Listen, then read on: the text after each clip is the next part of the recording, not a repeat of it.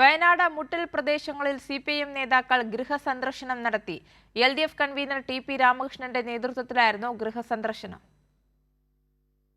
LDF convener TP രാമകൃഷ്ണന്റെ നേതൃത്വത്തിൽ വയനാട് മുട്ടിൽ പ്രദേശങ്ങളിൽ ഗൃഹസന്ദർശനം നടത്തി. സർക്കാരിന്റെ വികസന കാര്യങ്ങൾ ചർച്ച ചെയ്തും ജനങ്ങളുടെ പ്രയാസങ്ങൾ നേരിൽ കേട്ടും ഓരോ വീടുകളിലെയും അംഗങ്ങളെ കണ്ട് കുശലം പറഞ്ഞുമാണ് വീടുകളിൽ നിന്നും നേതാക്കൾ ഇറങ്ങിയത്.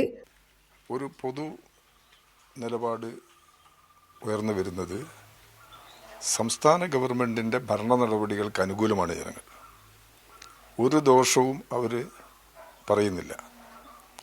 എന്നാൽ പ്രാദേശിക തലത്തിൽ ഈ ജനങ്ങളുമായിട്ടുള്ള ബന്ധത്തിൽ ചില കുറവുകൾ വീട്ടുകാർ ചൂണ്ടിക്കാണിക്കുന്നുണ്ട്. അത്തരം പ്രശ്നങ്ങൾ പരിഹരിച്ചു കഴിഞ്ഞാൽ ഒരു പ്രശ്നവും നാട്ടിൽ വരാനില്ല.